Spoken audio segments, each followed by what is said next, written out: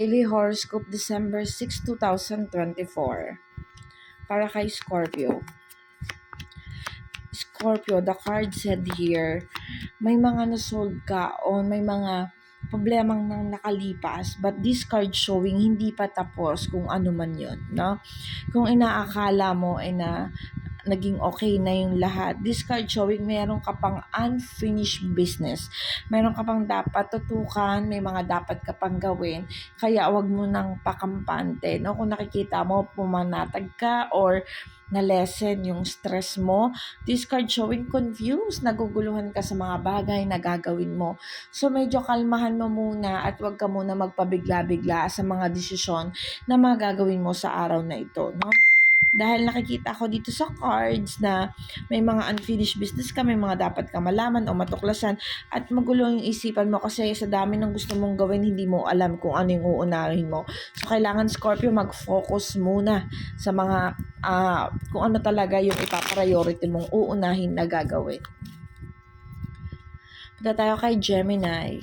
Gemini, the card said here, success. Tagumpay ito kahit nakikita ko na hindi yung, kumbaga, hindi ito yung mga gusto mong mangyari. But still, you are in success. Nandun ka sa highlights na okay ka, no?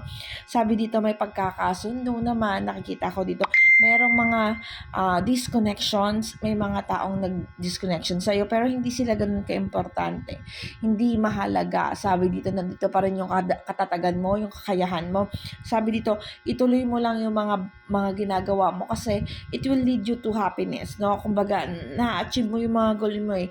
Tuloy-tuloy lang dun sa mga pagkamit ng mga pangarap mo o yung mga bagay na alam mong makakapag-benefits para sa'yo.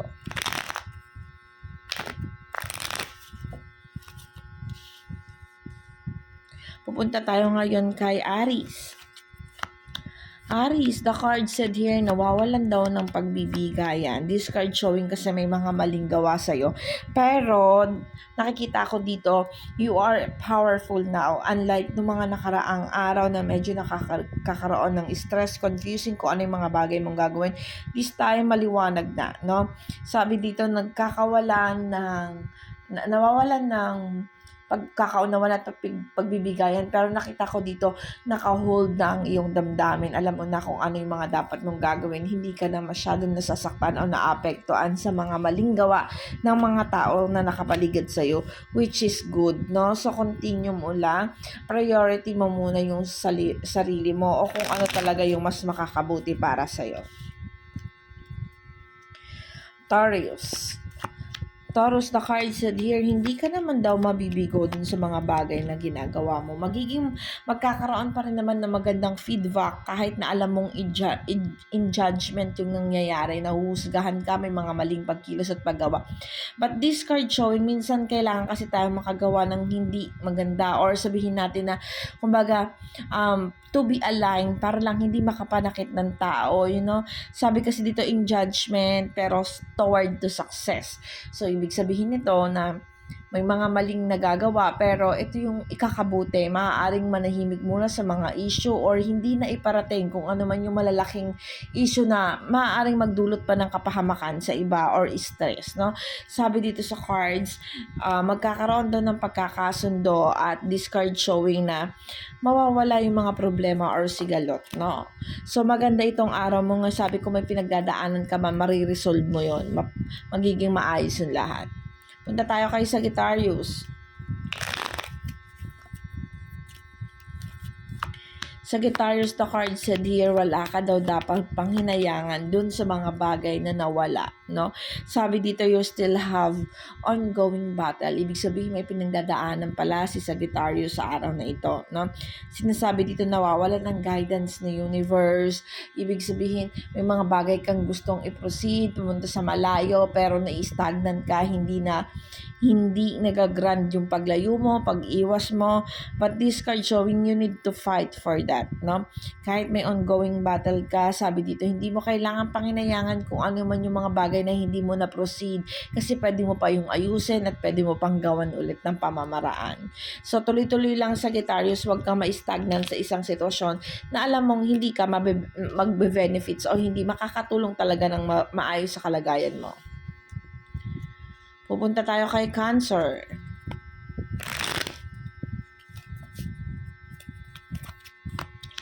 Cancer, the card said here, nawawalan ng strength or kakayahan. May mga bagay daw na dapat nang sinusukuan, Cancer.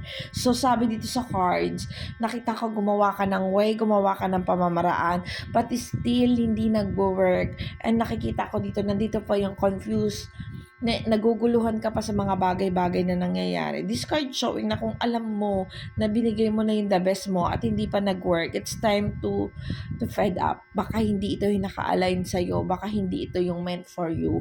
So kapag ka nakita mo binigay mo yung best mo at talagang ayaw naman talagang makipag-ugnayan or sabihin natin maayos yung sitwasyon, bitawan mo na. Maybe hindi ito talaga yung naka-align sa'yo. Baka si universe ay may ibibigay pa na much better dun sa mga bagay na pinapangarap mo o ginugusto mo, no? Sabi dito kasi nagne-negative. Ibig sabihin, hindi ito yung prospect or alignment mo sa life, no? Bitaw na. Punta tayo kay Aquarius. Aquarius, the card said here, paglisan, paglayo, ipursige mo daw, no? Sabi dito, gumawa ka daw ng pamamaraan kahit parang pinanghihinaan ka at nakikita mong wala nang pagtulong or nakikita mo dito na medyo sinusukuan ka ng mga tao sa paligid mo.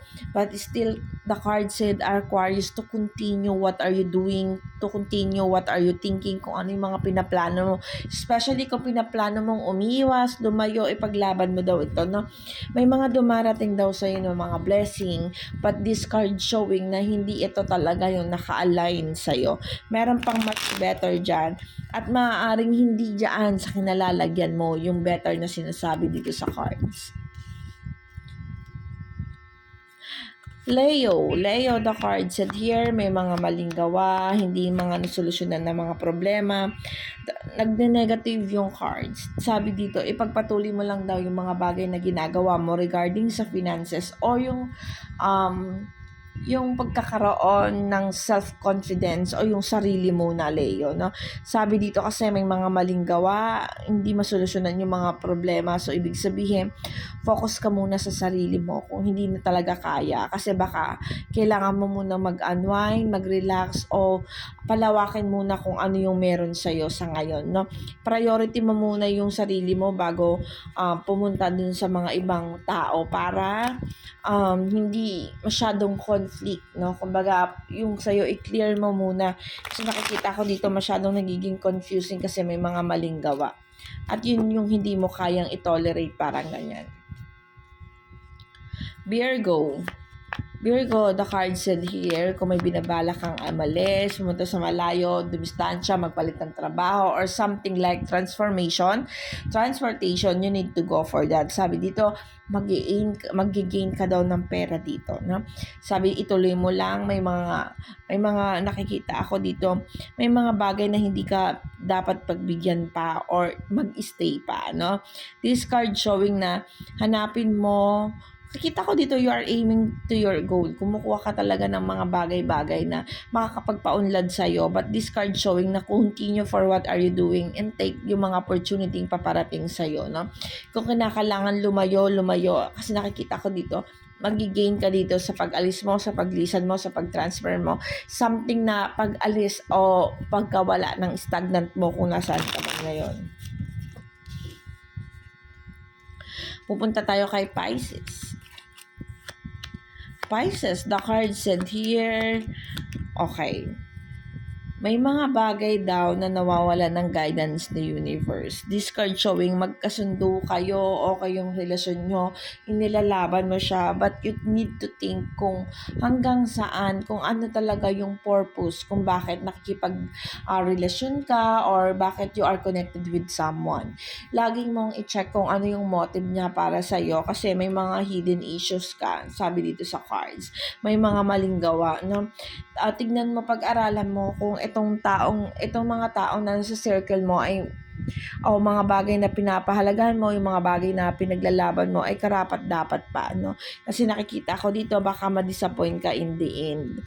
So, ibalanse mo lang kung ano yung meron sa'yo. Huwag ka munang pabigla-bigla kasi baka pag sa sobrang tiwala natin, Pisces, sobrang pagmamahal na natin sa isang tao, kung higit na masasaktan.